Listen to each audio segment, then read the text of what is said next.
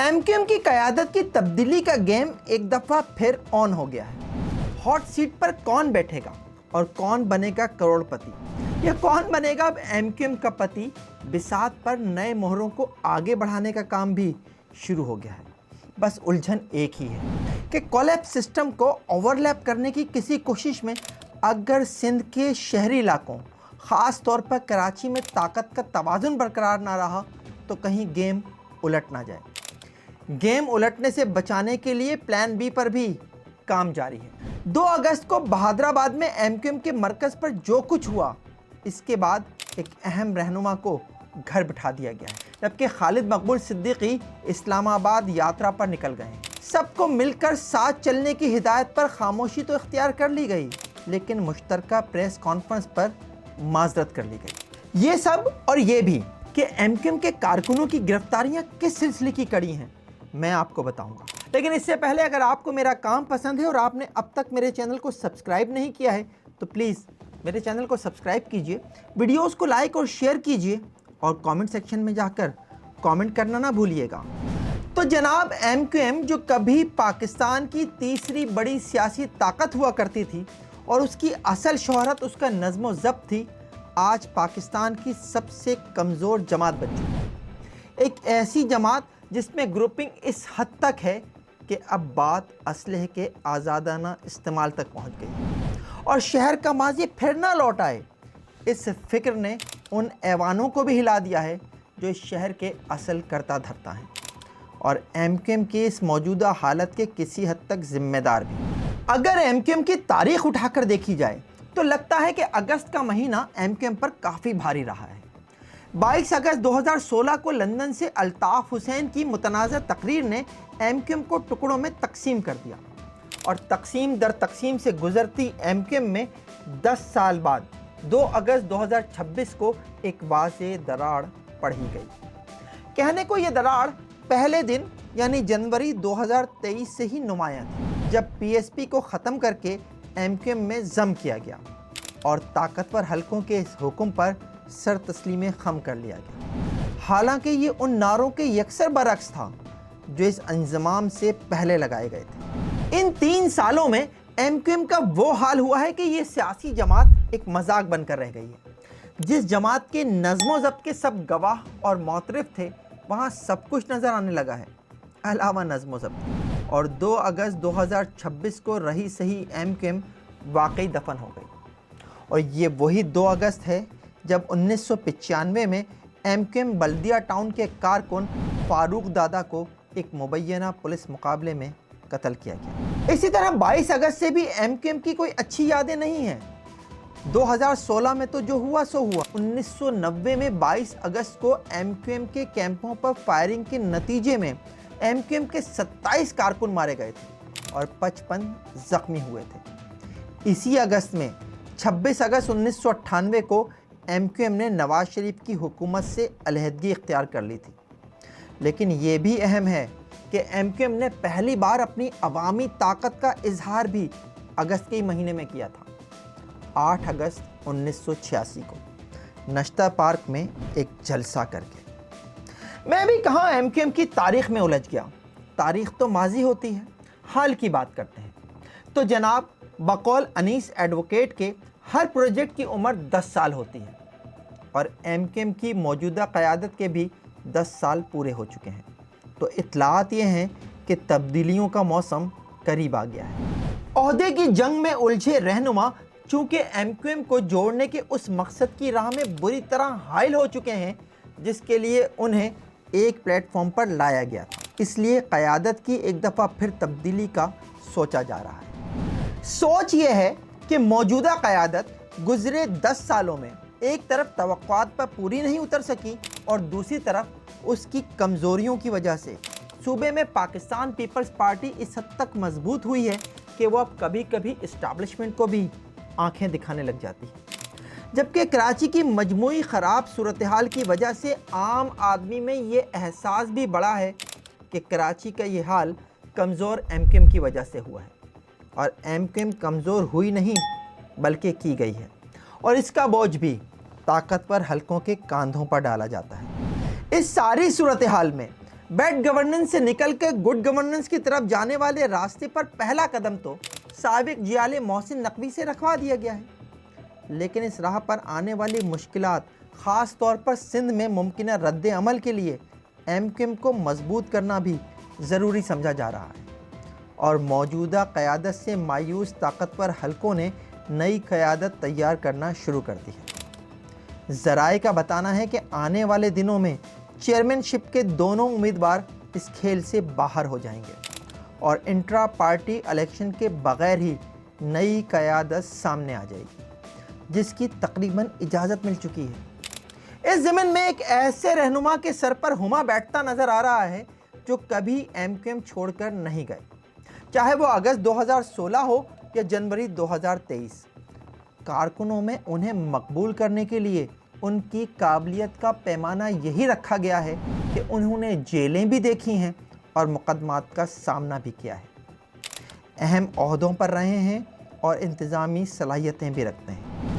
یہ وہ سی وی ہے جو اس شخصیت کو اہم ذمہ داری دینے کے بعد کارکنوں میں تقسیم کی جائے گی، ظاہر ہے بذریعہ سوشل میڈیا۔ ذرائع کا یہ بھی بتانا ہے کہ ایم کیو ایم کی نئی قیادت میں بعض نئے چہرے بھی ہوں گے۔ نئے چہروں سے مراد نئے لوگ نہیں ہیں، لوگ تو پرانے ہی ہوں گے، بس ان کی پارٹی بدل جائے گی، جس میں ایک سابق گورنر سندھ اور ان کے قریبی دوست بھی شامل ہیں۔ مسٹر ذرائع یہ بھی دعویٰ کرتے ہیں کہ 2 اگست کو جو کچھ بہادر آباد پر ہوا وہ کسی حد تک اسکرپٹڈ تھا، یا یوں کہہ لیجئے کہ اسے تھوڑی بہت آشیرواد حاصل تھی، لیکن صرف مرکز کے اندر تک۔ جو کچھ باہر ہوا وہ آشیرواد دینے والوں کے لیے بھی چونکا دینے والا تھا، اسی لیے اس پر ایکشن لیتے ہوئے بعض گرفتاریاں بھی ہوئی ہیں۔ اس واقعے کے بعد دونوں جانب سے کراچی سے لے کر اسلام آباد تک شکایتوں کے انبار لگا دیے گئے۔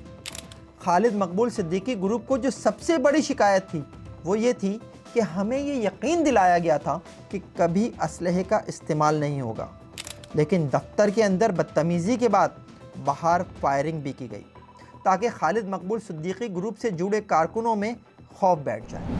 خالد مقبول صدیقی اس واقعے کے فوری بعد پریس کانفرنس کر کے پی ایس پی کے لوگوں کو ایم کیو ایم سے نکالنے کا اعلان کرنے والے تھے، لیکن انہیں اس سے روک دیا گیا۔ دوسری جانب انیس قائم خانی اور مصطفیٰ کمال گروپ کی طرف سے شکایت کی گئی کہ انہیں بہادر آباد مرکز پر تنظیمی سرگرمیاں کرنے کی اجازت نہیں دی جاتی، اور وہ اس روز بھی ایک میٹنگ کے لیے ہی مرکز پہنچے تھے، لیکن انہیں جگہ نہیں دی گئی، اور امین الحق اور اعجاز الحق سمیت خالد مقبول صدیقی گروپ کے افراد نے انیس قائم خانی سے بدتمیزی کی۔ ایک طرف اگر خالد مقبول صدیقی گروپ کی شکایت پر کچھ گرفتاریاں ہوئی ہیں، تو دوسری طرف انیس قائم خانی اور مصطفیٰ کمال کی شکایت پر ایم کیو ایم کے اہم رہنما امین الحق کو گھر بیٹھنے کے لیے کہہ دیا گیا ہے، یا دوسرے لفظوں میں یوں کہہ لیجئے کہ انہیں لو پروفائل میں چلے جانے کے لیے کہا گیا ہے۔ یعنی دونوں طرف کی ہی شکایت پر کچھ نہ کچھ ایکشن لے لیا گیا ہے، اور اس کے بعد دونوں گروپس کو ایک بار پھر شیر و شکر ہو کر ساتھ چلنے کی ہدایت کی گئی۔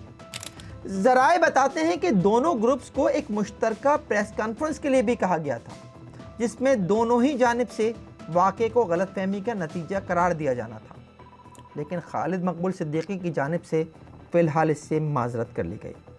خالد مقبول صدیقی اگلے ہی روز یعنی 3 اگست کی رات اسلام آباد روانہ ہو گئے، جہاں ان کی سرکاری مصروفیات کے علاوہ دیگر ملاقاتوں کی بھی اطلاعات ہیں۔ یہاں ایک اہم بات تو رہی گئی کہ خالد مقبول صدیقی اور مصطفیٰ کمال اگر قیادت سے الگ کر بھی دیے گئے تو ڈاکٹر فاروق ستار کا کیا ہوگا؟ تو جناب ایسا ہے کہ ڈاکٹر فاروق ستار بیچارے اب کسی گنتی میں نہیں رہے ہیں۔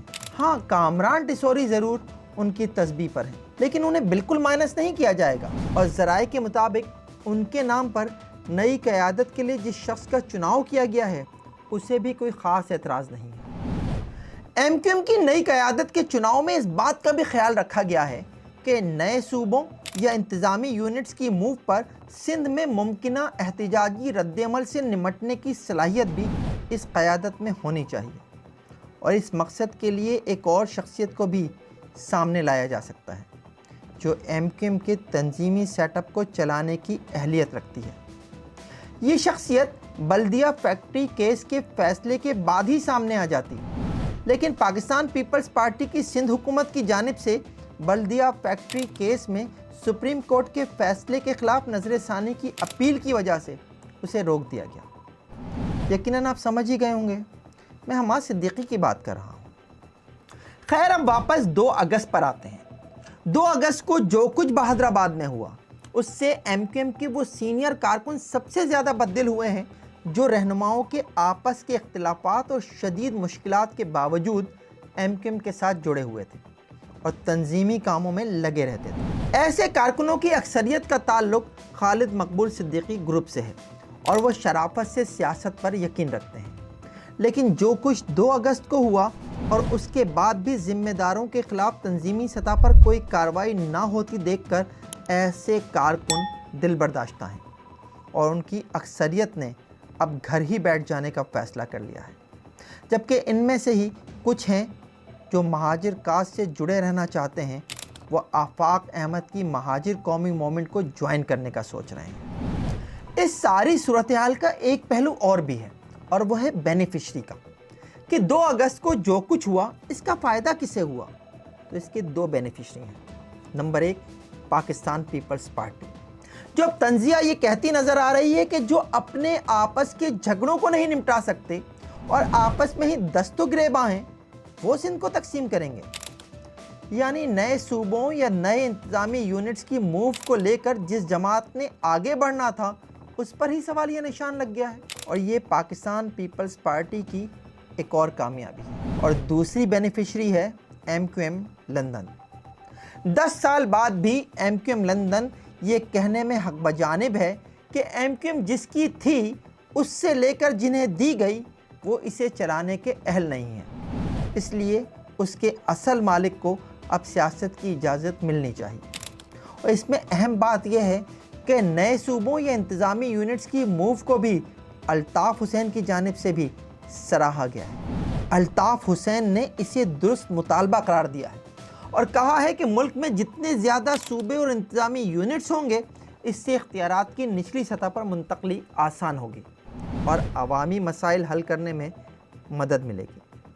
यानी कराची को अगर किसी मूव के नतीजे में सूबा बनाने की कोशिश की जाती है तो अल्ताफ़ हुसैन के खामोश फॉलोअर्स भी इसमें अपना हिस्सा डालने की कोशिश ज़रूर करेंगे और मौजूदा हालात में यही वो वाहिद नुक्ता होगा जिस पर इस्टेब्लिशमेंट और अल्ताफ़ हुसैन एक पेज पर होंगे। ये प्रोग्राम आपको कैसा लगा कमेंट सेक्शन में कमेंट करके ज़रूर बताइएगा। देखते रहिए FIR।